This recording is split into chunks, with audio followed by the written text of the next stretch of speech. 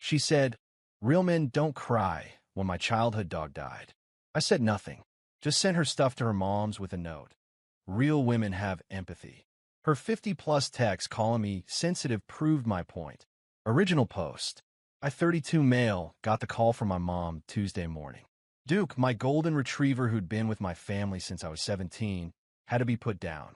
Kidney failure. He was 15, had a good run, but that didn't make it easier. Duke wasn't just a pet. He was there through my parents' divorce, my college years when I'd visit home just to see him, my first job rejection letters. When I was 22 and thought about dropping out of engineering school, Duke was the one who sat with me all night while I figured things out. My girlfriend, Brittany, 29, and I have been together 2 years, living together for 6 months in my condo. When I got off the phone with my mom, I was sitting on the couch just processing. Tears were coming. Not sobbing, just quiet tears for an old friend. Brittany walked in from the bedroom, saw me, crying. "What's wrong?" "Duke died." My mom just called. She rolled her eyes. Actually rolled her eyes. "Seriously? You're crying over a dog?" Real men don't cry, especially not over some animal that probably didn't even remember you. I looked at her, really looked at her. Something inside me just switched off. He was 15. I've known him since I was 17. So, it's a dog, Ryan. Get over it. This is honestly embarrassing. What if someone saw you like this? I didn't respond. Just got up, walked to my bedroom, and closed the door. I could hear her laughing on the phone with her friend Kelsey, saying something about how I was having a moment over a mutt. That's when I made my decision. Update 1. I took Wednesday off work. Told my boss I needed a personal day. He understood.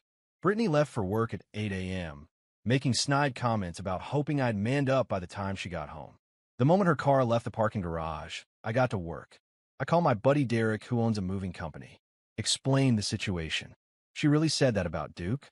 "Bro, I remember Duke. That dog was legendary." "Yeah. Can you have a crew here in an hour?" "For you?" 30 minutes. While waiting, I methodically went through the apartment. Everything that was hers, clothes, makeup, her Peloton, that she used maybe twice, her collection of self-help books about manifesting your best life, the expensive coffee machine she had to have, all of it. I even found a jewelry box I'd given her for our anniversary. Took the jewelry out. Gifts are gifts, but packed the box. The crew arrived. 3 guys who were incredibly efficient. I had them load everything into their truck. "Where to?" Derek asked. "Her mother's house. I have the address." Now, here's the thing about Brittany's mom, Carol. She lives 40 minutes away and has been pushing Brittany to move back home because she's been struggling with empty nest syndrome since Brittany's brother moved across the country. I wrote a simple note on my personal stationery. "Carol, Brittany's belongings. She needs a place to stay. When someone loses a family member, yes, dogs are family. Real women show empathy. Your daughter showed me who she really is." Ryan, I had Derek's crew unload everything on Carol's front lawn. Nice suburban neighborhood. Very visible. Then I texted Carol, "Brittany's stuff is outside your house. She'll need to stay with you. We're done." Blocked Brittany's number immediately after. 20 minutes later, the building's front desk called. Brittany was in the lobby. Her key fob wasn't working. "Ms. Harrison is here to see you, Mr. Mitchell. She doesn't live here anymore. Please have security escort her out." "Understood, sir." The beauty of owning your condo. You make the rules. Update 2. The meltdown began around 2 p.m. Since I'd blocked her number, Brittany started emailing. The subject lines alone were a journey. "What the hell? This is illegal. You can't just kick me out. Over a dog? I'm calling the police. You're insane. This is emotional abuse." I didn't read them. Just filter them straight to a folder labeled evidence in case I needed it later. Carol called my office. Our receptionist, Gloria, absolute legend, handled it. "I'm sorry, Mr. Mitchell is unavailable. Would you like to leave a message? This is regarding my daughter's illegal eviction." "Ma'am, Mr. Mitchell owns his residence. There was no lease agreement. Your daughter was a guest. Have a nice day." Gloria came by my office later. "Your ex's mom sounds delightful. Apple tree, all that." By 4 p.m., Brittany had recruited her friends. My phone, she didn't have my new work cell, started blowing up from unknown numbers. I answered one just for entertainment. "Ryan?" This is Kelsey. What you're doing to Brittany is seriously messed up. Kelsey, she mocked me for grieving my dog who just died. What's messed up is staying with someone who has zero empathy. It's just a dog, and she's just an ex-girlfriend. Goodbye. The best part? Brittany's Instagram story. She tried to spin it. When toxic masculinity can't handle being called out for weakness. Single and thriving. Flex biceps. My sister saw it and responded publicly. Weakness? He cried because his childhood dog died, and you mock him for it. That's not toxic masculinity. That's called having feelings. You're single because you're heartless. The story was deleted within an hour. Update 3. Thursday morning brought the police. 2 officers showed up at my door at 7 a.m. Mr. Mitchell, we're responding to a domestic situation. Ms. Harrison claims you've illegally evicted her and stolen her property. I invited them in, offered coffee, they declined, and explained the situation calmly. Officers, Ms. Harrison was a guest in my home. No lease, no rent payments, no tenant rights. She mocked me for grieving my deceased dog, so I ended the relationship and asked her to leave. All her belongings were delivered to her mother's house yesterday. I have documentation from the moving company. I showed them. The deed to my condo, solely in my name. The moving company receipt. Photos Derek had thoughtfully taken of everything being delivered intact. Screenshots of her texts mocking me about Duke. I'd grabbed them before blocking her. The older officer read the texts, shook his head.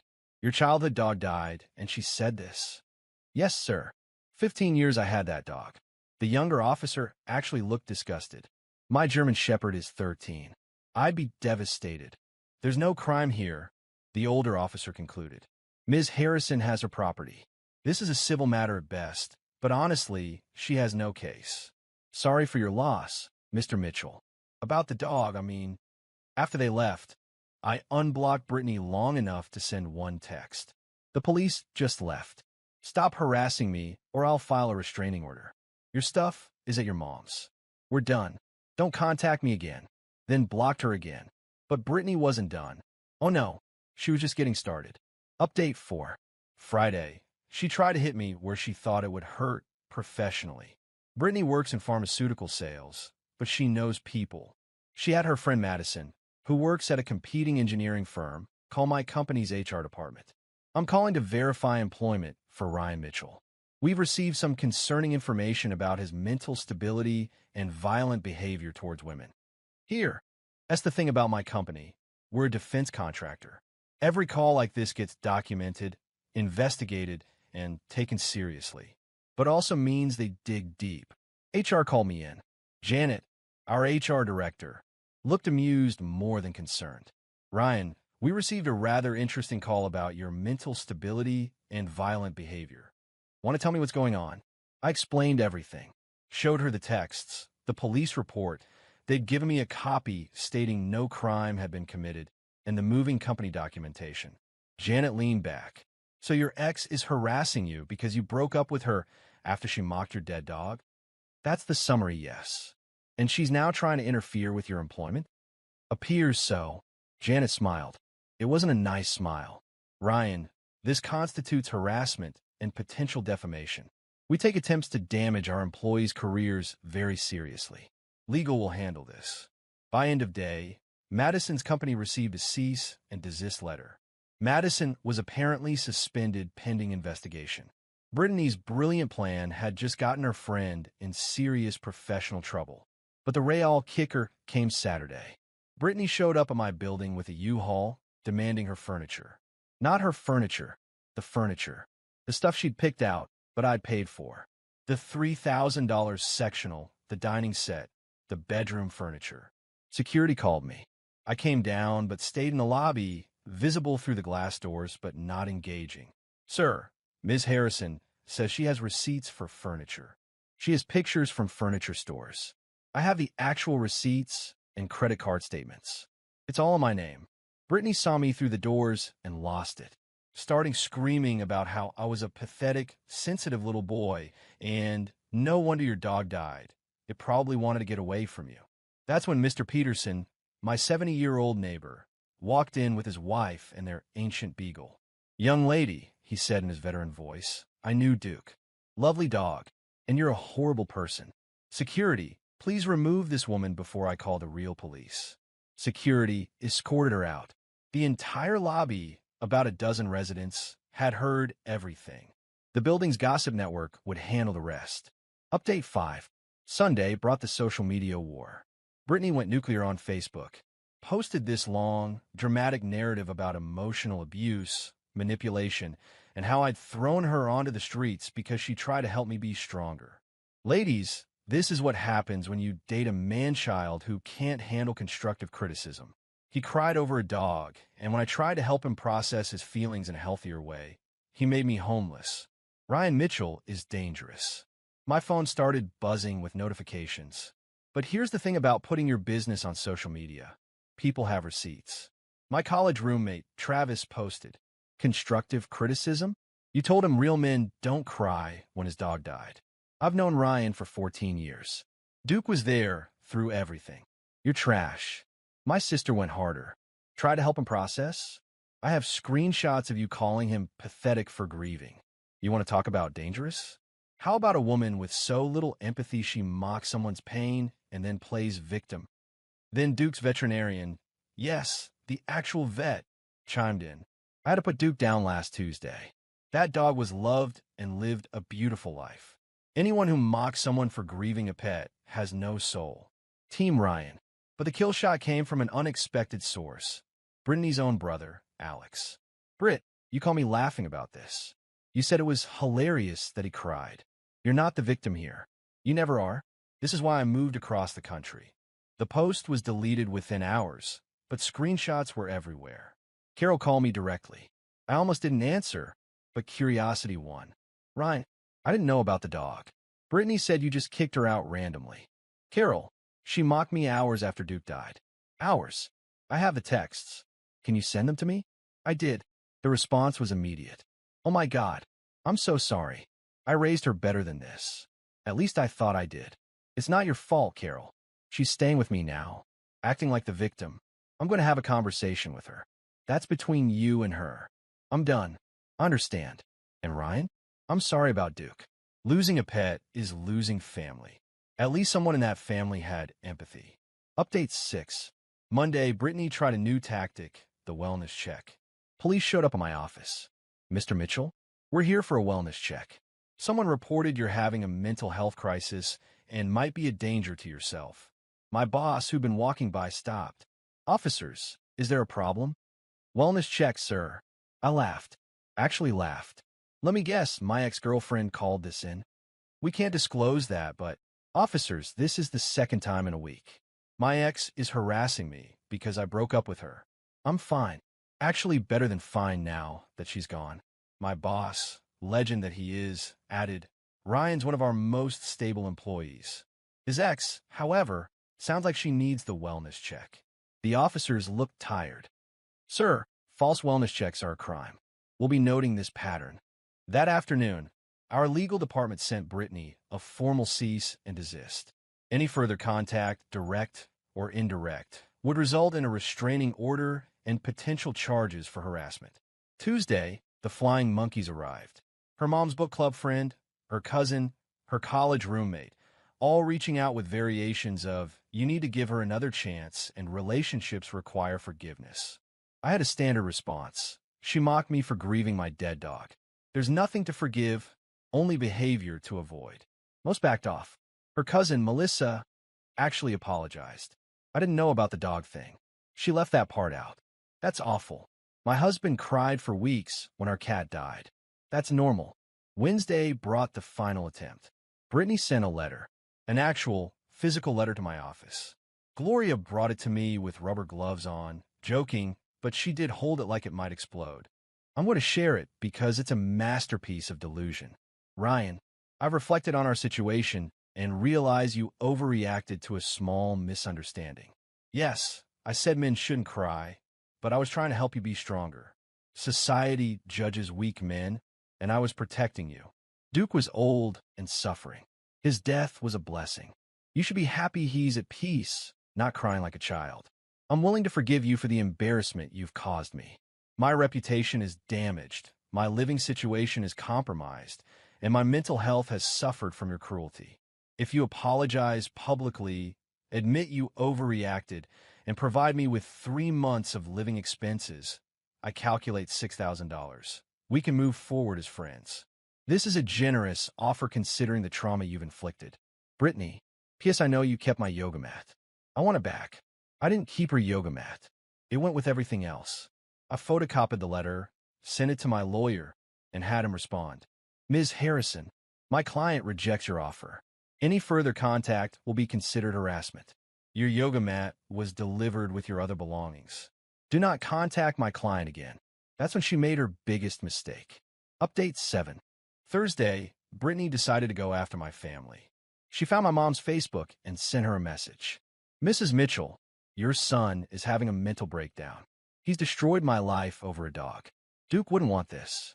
You need to talk sense into Ryan before he hurts someone else. My mom, the woman who'd held Duke as he was put to sleep. The woman who'd raised that dog from a puppy. Mom didn't respond to Brittany. She did, however, post this on Facebook. To the heartless woman who just messaged me. Duke was family for 15 years. He saw my kids through every milestone. He was there through my divorce, my mother's death, and countless family moments. My son cried when Duke died because he has a heart. You mocked him for it because you don't. Don't you dare invoke Duke's name to manipulate my family. You're nothing but a cruel, empty person who confused my son's kindness for weakness. Thank God he saw who you really are. She tagged Brittany. The post went semi-viral in our town. 500 plus reactions, 200 plus shares.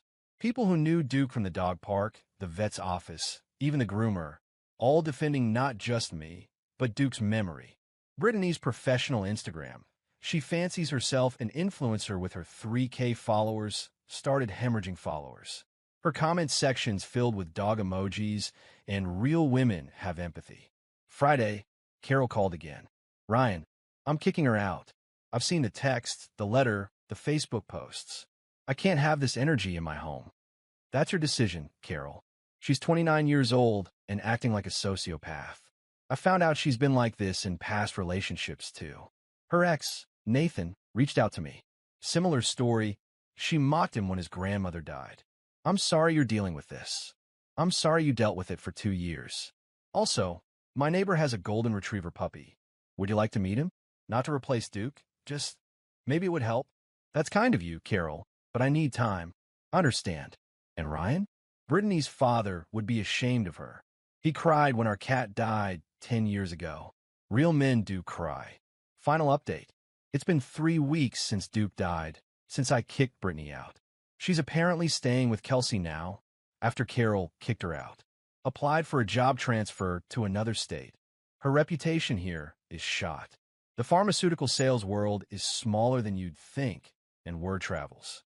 Madison, who got suspended for that HR call. She told everyone what Brittany had asked her to do. I got Duke's ashes back yesterday. Little wooden box with his name engraved. I cried again, alone in my apartment, looking at photos of him through the years. From a tiny puppy in my teenage arms to a gray-faced old man last Christmas. My neighbor, Mrs. Chun, actually no relation to all the other Chins in these stories, knocked on my door. She's 80, knew Duke since I moved in 5 years ago. I heard what happened with Duke and that horrible girl. News travels. Good riddance to her. Duke was a gentleman. She wasn't worthy of his person. She'd brought cookies. We sat, and she told me about every dog she'd ever had, how she cried for each one. Anyone who doesn't understand that love isn't worth knowing, she said. The restraining order was approved last week. Brittany can't contact me, my family, or come within 500 feet of my home or workplace. She contested it, but the judge saw the texts, the letter, the harassment documentation. Ms. Harrison, the judge said, you mocked this man for grieving, attempted to damage his career, filed false police reports, and harassed his family. The order is granted. 1 year, no contact. She actually yelled, over a dog, in court. The judge, a woman in her 60s, looked at her over her glasses. Young lady, I've had dogs my whole life. Each death broke my heart. You're lucky this is only a restraining order. Last I heard, Brittany was telling people I'm dangerous and unstable. But those screenshots of her texts about Duke follow her everywhere online.